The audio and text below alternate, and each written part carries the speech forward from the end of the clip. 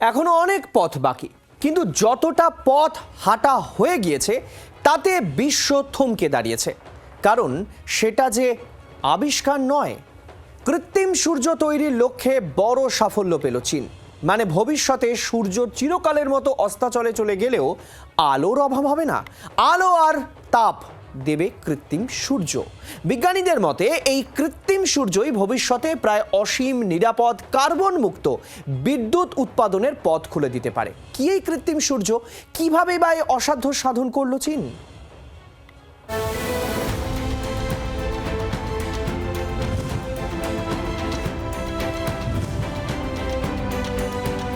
প্রকৃতির সবচেয়ে শক্তিশালী, সব শক্তির আধার সূর্যকেও নকল করে ফেলল চীন।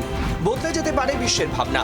ক্লিন এনার্জি বা কার্বন মুক্ত শক্তি উৎপাদনে বড় পদক্ষেপ নিল চীন। গত প্রায় 6-7 বছর ধরে এই আলোচনা চলছে। এবার জানা গেল বড় আপডেট। এই কাজের জন্য অন্যতম মাইল ফলক পার করল ড্রাগনদের দেশ। নকল সূর্য তৈরি এবং তা থেকে বিদ্যুৎ উৎপাদনের অন্যতম উপাদান একটি বৃহদাকার ম্যাগনেট।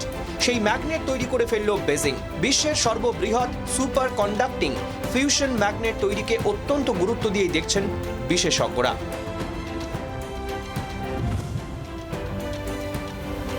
কৃত্রিম সূর্য হলো এমন একটি নিউক্লিয়ার ফিউশন রিঅ্যাক্টর, যেখানে সূর্যের অভ্যন্তরে ঘটে চলা শক্তির উৎপাদনের একই প্রক্রিয়াকে কৃত্রিমভাবে ব্যবহার করে এনার্জি উৎপাদন করা হবে।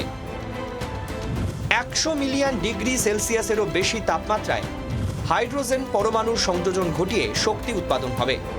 এই প্রক্রিয়ায় কার্বন ডাই অক্সাইড নির্গত হয় না, তাই একে ভবিষ্যতে নিরাপদ শক্তির সম্ভাব্য উৎস বলছেন বিজ্ঞানীরা। গবেষকদের দাবি, এটি এখনো পর্যন্ত তৈরি হওয়া বিশ্বের বৃহত্তম ফিউশন রিঅ্যাক্টরের সুপার কন্ডাক্টিং ম্যাগনেট। এই ম্যাগনেটের কাজ হলো অত্যন্ত শক্তিশালী চৌম্বক ক্ষেত্র তৈরি করে প্রায় 100 মিলিয়ন ডিগ্রি সেলসিয়াস তাপমাত্রার প্লাজমাকে রিঅ্যাক্টরের মধ্যে আটকে রাখা, যাতে তা রিঅ্যাক্টরের দেওয়ালের সংস্পর্শে না আসে। চীনের এই কৃত্রিম সূর্য 100 মিলিয়ন ডিগ্রি সেলসিয়াস তাপমাত্রায় টানা 1066 সেকেন্ড প্লাজমা ধরে রেখে বিশ্ব রেকর্ড করেছিল। বেজিংয়ের দাবি, 2030 সালের মধ্যে এই অত্যাধুনিক প্রযুক্তির মাধ্যমে সীমাহীন বিদ্যুৎ উৎপাদন শুরু করবে তারা। চীনের Chinese academy of sciences institute of plasma physics তৈরি করেছে এই সুপার কন্ডাক্টিং ম্যাগনেট। 21 মিটার লম্বা, 12 মিটার চওড়া, 582 টন ওজন। মহাবিশ্বে প্রতিটি নক্ষত্রই নিউক্লিয়ার ফিউশনের মাধ্যমে সক্রিয় থাকে।